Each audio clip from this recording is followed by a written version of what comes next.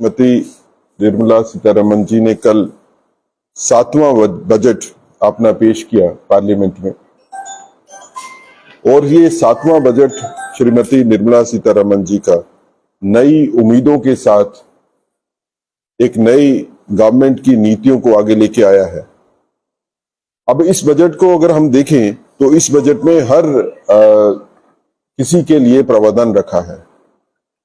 जहां पे युवाओं के लिए जोर है, युवाओं को नौकरियां देने के लिए जोर है, 2,90,000 नई नौकरियां जो है वो क्रिएट होंगी युवाओं के लिए। वहीं पे 1 करोड़ युवाओं को जो है वो स्किल प्रोग्राम के तहत जो है वो जोड़ा जाएगा।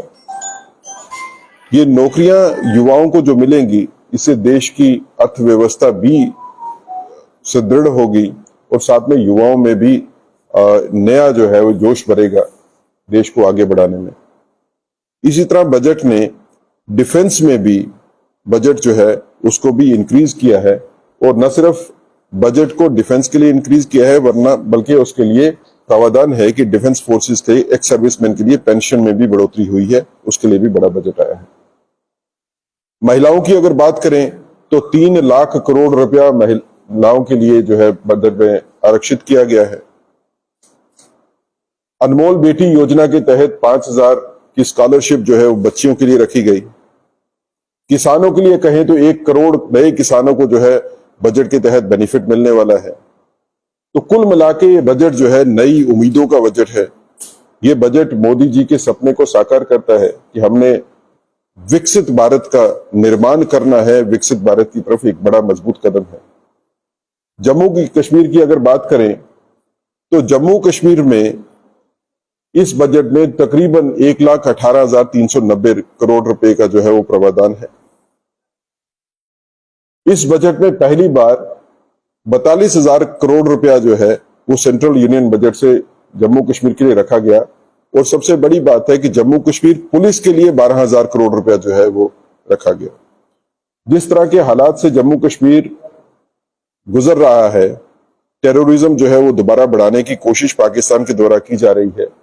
हमें लगता है कि ये 12,000 करोड़ रुपया जो जम्मू कश्मीर पुलिस के लिए रखा गया है, ये जम्मू कश्मीर पुलिस को आधुनिक करने में मदद मिलेगी। नए फोर्सेस के साथ जो है वो लड़ा जाएगा। वीडीसी और वीडीजी को मजबूत करने के लिए काफी बड़ा जो है इसमें सहायता होगी। इसी तरह जम्मू और कश्मीर दोनों जगह पे ही नए टूरिज्म के जो है वो रखे गए हैं, स्थान बनाए गए हैं। उसमें से जम्मू के लिए भी और कश्मीर के लिए, दोनों के लिए है। जम्मू की अगर खासकर बात करें तो जम्मू में लखनपुर, सांबा में और पत्नीटाप में 3 जगह पे बड़े टूरिज्म के प्रोजेक्ट जो है वो रखे गए हैं, जिससे लगता है कि जम्मू कश्मीर में आने वाले वक्त में टूरिज्म को बढ़ावा देने के लिए काफी मदद मिलेगी। और जम्मू कश्मीर में जम्मू खित्ते की भी आर्थिक स्थिति जो है वो मजबूत होगी। इसी तरह बजट के प्रावधान में स्मार्ट सिटी प्रोजेक्ट के अंदर जम्मू और श्रीनगर दोनों जगह पे ही पैसा जो है उसका आवंटन किया गया है, ताकि स्मार्ट सिटी प्रोजेक्ट जो है उसको कंप्लीट किया जा सके। इस बजट से जम्मू कश्मीर के लोगों में भी उत्साह की लहर है। जम्मू में आम जन से जिनसे हमारी बात हुई वो सारे उत्साहित है। अगर सैलरीड क्लास को देखें तो इस बजट में सैलरीड क्लास को, मिडिल क्लास को जो है वो ध्यान में रखते हुए टैक्स जो है उसके नए जो नियम बनाए हैं उसमें बचत जो है वो ज्यादा बड़ी है। टैक्स सरल हुआ है और टैक्स की स्लैब भी कम हुई है। तो कुल मिला के ये बजट हर किसी की उम्मीदों के ऊपर पूरा उतरता है। ये नए भारत का सपना मोदी जी का, जिसमें पूरा भारत उत्साहित है। और हमें लगता है कि आने वाले वक्त में इस बजट के माध्यम से उत्साह लोगों में और बढ़ेगा, कारोबार और बढ़ेगा और स्थिति को स्टेबल करने में काफी मदद मिलेगी। जिस तरह से प्री बजट मीटिंग होती है जम्मू कश्मीर में, जैसा एक रवायत होती थी कि सभी इंडस्ट्रियलिस्ट और व्यापारी वर्ग के साथ प्री बजट मीटिंग होती थी, लंबे समय से सरकार नहीं है। बजट जो है वो अफसरशाही द्वारा बनाया जाता, किसी को कॉन्फिडेंस में नहीं लिया जाता, कोई राय नहीं लेती, उनकी समस्याएं क्या है ये नहीं है। ये बजट जो है वो लोकसभा जो जहाँ पे बजट बाकी बजट है, जम्मू कश्मीर का भी वहां से बजट तैयार होके आया है। और निराशा है इंडस्ट्रियल सेक्टर को और व्यापारी सेक्टर को। देखिए, इस बजट से पहले इलेक्शन के दौरान भारतीय जनता पार्टी ने सभी वर्गों के साथ जो है कांटेक्ट किया था, इंडस्ट्रियलिस्ट के साथ भी, बाकी ऑर्गेनाइजेशन के साथ भी, विकसित भारत जो अभियान हमारा अप्रोच का प्रोग्राम था उसके तहत, और हमने जो फीडबैक मिला था इंडस्ट्रियल सेक्टर से उसको भी जो है वो पार्टी के सेंट्रल लीडरशिप को दिया था, जिसके माध्यम से वो गवर्नमेंट में गया था। तो ये सोचना कि ये बजट हर किसी को कॉन्फिडेंस में लेके नहीं हुआ है, वो बात नहीं है। ये बजट बना ही तब है जब हमने सभी लोगों से, क्रॉस सेक्शन ऑफ सोसाइटी से, हर किसी से उसका राय लेके उनकी प्रॉब्लम को समझ के किया। सर, विपक्ष जो है लगातार हमलावर हो रहा है, वो कह रहे हैं कि भाजपा सरकार बचाओ बजट है, यानी कि जिस तरह से आंध्रा या फिर बिहार को दर्जा दिया गया है, जिस तरह पर इस समय जो है प्रावधान किया गया, ज्यादा फंड्स वहां पर रिलीज होंगे, वहां का विकास होगा, उसको आप कैसे देखते हैं? देखिए, ये भाजपा बचाओ बजट नहीं है, देश बचाओ बजट है। इसमें देश की आम जन को बचाने की कोशिश है, आम जन की उम्मीदों के ऊपर पूरा उतरने की कोशिश है। प्रोजेक्ट्स डिफरेंट स्टेट्स में गए हैं, तो कुछ प्रोजेक्ट्स जो है उसमें बिहार में गए होंगे, कुछ आंध्रा में गए होंगे, कुछ कर्नाटक में गए होंगे, कुछ पंजाब में भी गए हैं। लेकिन ये फायदा खाली उन स्टेट्स तक महदूद नहीं रहता है, उसका अल्टीमेटली फायदा जो है वो पूरे के पूरे देश को होता है। लेकिन मध्यम वर्ग के लिए कुछ खास है, क्योंकि मध्यम वर्ग कह रहा है कि आप अपर क्लास के लिए काम कर रहे हैं, आप पुअर क्लास के लिए कर रहे हैं, लेकिन जो बीच वाले, जो आपके कोर वोटर रहते हैं, खासकर भाजपा के, उनके लिए कुछ खास है, क्योंकि उनमें निराशा हर वर्ष रहती है आपका बजट जब पेश होता है। देखिए, मध्यम वर्ग के लिए एक तो सैलरीड क्लास मध्यम वर्ग है। जैसे मैंने पहले आपको रिक्वेस्ट की कि मध्यम class, middle class, salaried persons के लिए जो है इस बजट में खास प्रावधान है। टैक्स की दरें कम हुई हैं, एग्जम्पशन ज्यादा हुई है, आप पैसा ज्यादा बचा सकते हो। ये मध्यम वर्ग के उन लोगों के लिए जो सैलरीड क्लास है। जो नॉन सैलरीड क्लास है उसके लिए गवर्नमेंट ने इस बजट में जो प्रावधान रखा है उसमें काफी चीजों के रेट जो है वो कम किए हैं। इसमें ड्यूटी कम हुई है। ड्यूटी कम होने से अब जैसे आपका मोबाइल है, आजकल मध्य वर्ग जो है वो मोबाइल को यूज करता है, तो मोबाइल का रेट जो है वो कम हुआ, सोना और चांदी का और बाकी चीजों का रेट कम हुआ। मुझे बताइए कि इस पूरे के पूरे बजट में सबसे अच्छी बात यह है कि जो कैंसर की दवाइयां हैं, आज करोड़ों लोग कैंसर से ग्रसित है। कैंसर की 3 दवाइयां जो है उनके ऊपर ड्यूटी ही खत्म कर दी, और बाकी जो दवाइयां हैं उनके ऊपर ड्यूटी जो है वो 20% से कम कर दी। तो एक नई उम्मीद उन लोगों के लिए जो कि कैंसर जैसी बीमारी से पीड़ित है, उनको लड़ने के लिए एक नया मौका मिला है।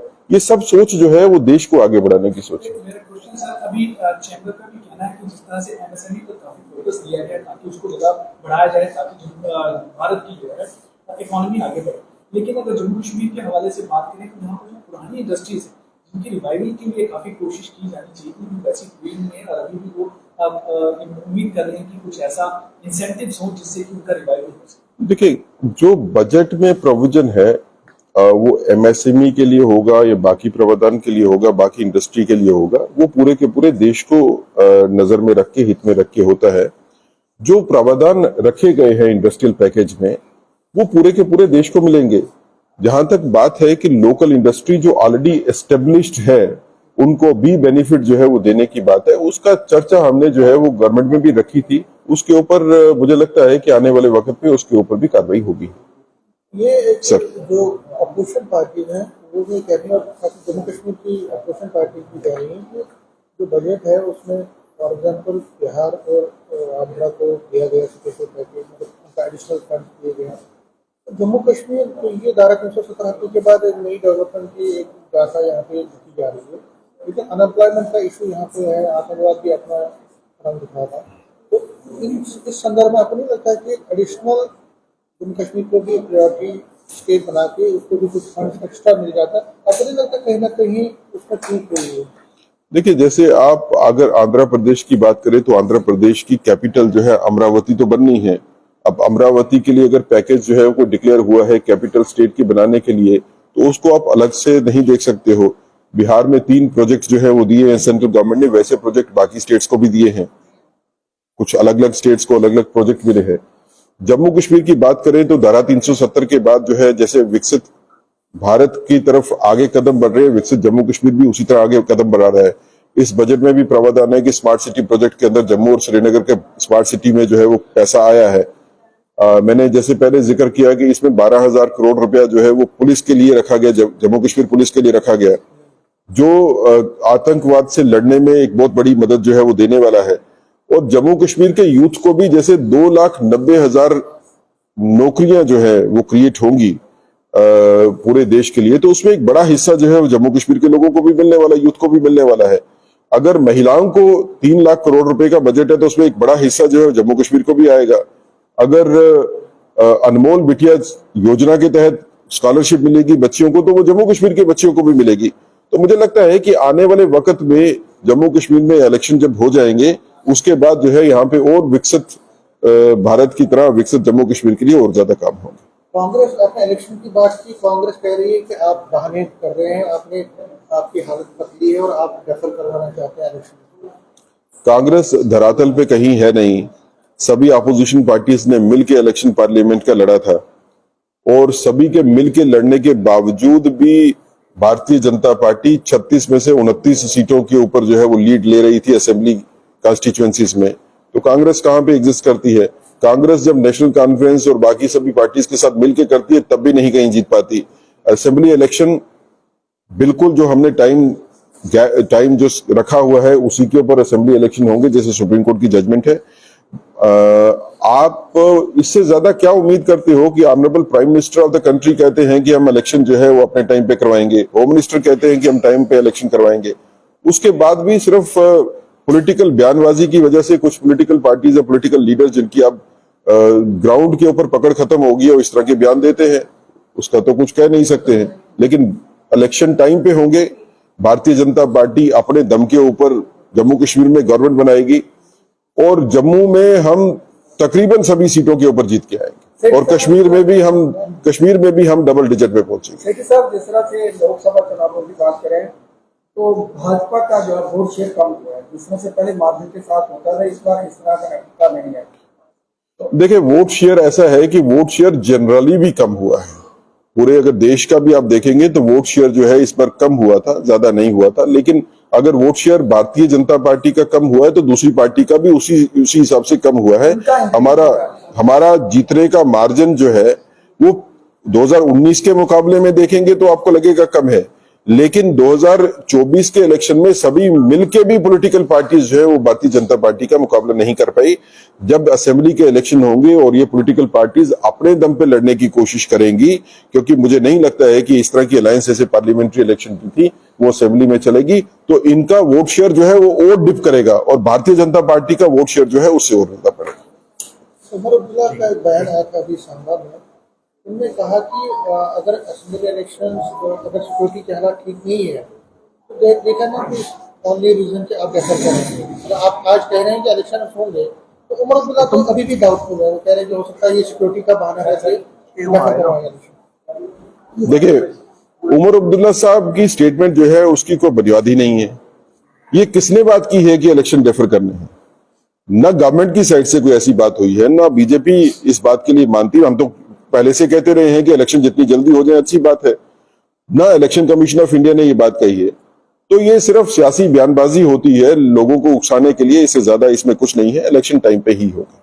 स्टेट होल्ड का दर्जा जो है लोगों के बीच में, कल जुड़ा राजपूत सभा ने प्रोटेस्ट किया और उन्होंने कहा स्टेट होल्ड हमें चाहिए, हर हालत में चाहिए। हमारे जम्मू कश्मीर के लोगों को ठगा गया जो स्टेट होल्ड की, ये तो उनकी डिमांड है। ये आने वाले समय में बहुत सारे लोगों के बीच में चर्चा का विषय बना हुआ है कि स्टेट होल्ड मिलनी चाहिए।